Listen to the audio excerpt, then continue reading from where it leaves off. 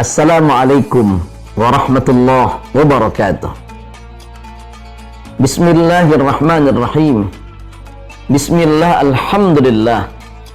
Wassalatu wassalamu ala rasulillah Sayyidina Muhammad ibni Abdullah wa ala alihi wa sahbihi wa mawalah. La hawla wa la quwwata illa billah, amma ba'd. Sahabat dakwah yang dicintai Allah Subhanahu wa ta'ala, jumpa lagi dengan saya Ahmad Sonhaji. Pada pertemuan jumpa kita kali ini, saya akan membahas satu tema yang menarik, yang dapat membangun semangat untuk kita belajar dari seorang yang mulia, manusia agung yang utama, hidupnya penuh dengan keteladanan. Dialah Rasulullah SAW. Karena itu, pertemuan kita pada saat ini temanya adalah Rasulullah SAW sebagai teladan umat. Sahabat dakwah, dalam sejarah dakwahnya Rasulullah SAW, figur Rasulullah SAW figur yang sangat menarik, figur yang dari semua sisi tidak ada celah baginya. Tutur katanya adalah teladan, sikap pribadinya dan perilakunya adalah teladan. Karena itu Allah Subhanahu wa ta'ala memberikan satu statement yang menarik kepada kita umatnya, bagaimana surah Al-Qalam menjelaskan, wa innaka la'ala khuluqin azim. Sesungguhnya engkau ya Muhammad memiliki akhlak dan budi pekerti yang agung dan mulia.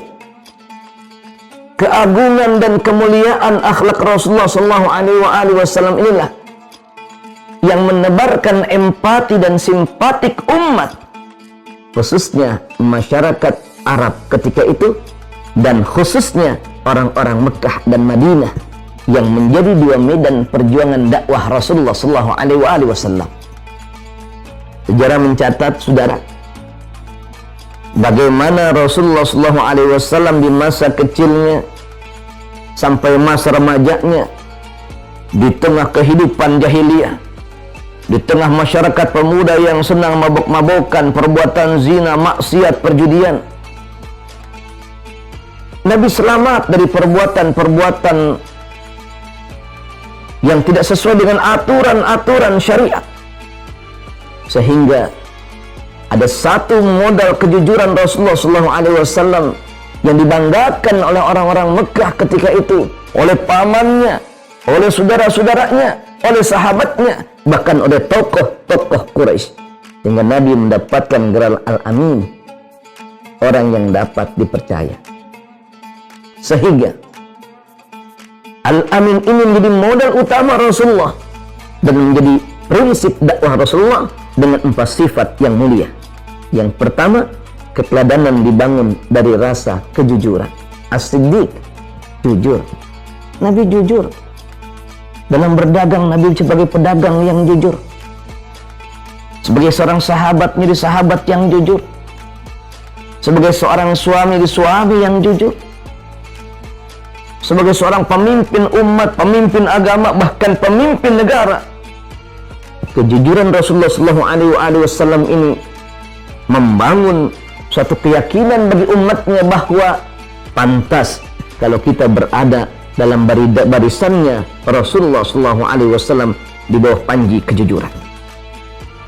Nabi juga punya sifat amanah, dapat dipercaya.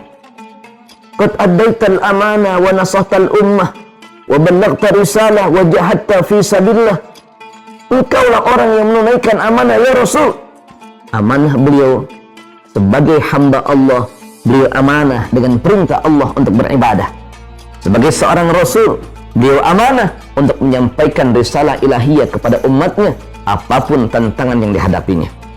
Sebagai seorang kepala negara, beliau amanah untuk mengemban pesan-pesan umatnya dan menjadi pelayan umat. Ini yang menarik. Seorang pemimpin, ia menjadi pelayan bagi umat. Nabi punya sifat tabligh.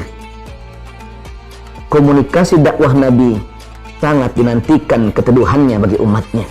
Beliau pandai mengambil simpatik. Kenapa? Karena beliau paham apa yang harus dilakukan dengan tutur katanya yang menimbulkan kesejukan dalam aturan-aturan dan ajaran Islam. Nabi pun fatona. Keteladan Nabi punya sifat cerdas. Kecerdasannya beliau pergunakan untuk membangun kekuatan umat Islam dan membangun peradaban Islam. Karena itu, mari belajar dari keteladanan Rasulullah SAW 4 sifat yang mulia. Sidik, tabligh, amanah, fatonah adalah cara kita membentuk keteladanan untuk diri kita, sahabat, keluarga, masyarakat, juga umat. Usikum wa nafsi bittaqallah. Wassalamualaikum warahmatullahi wabarakatuh.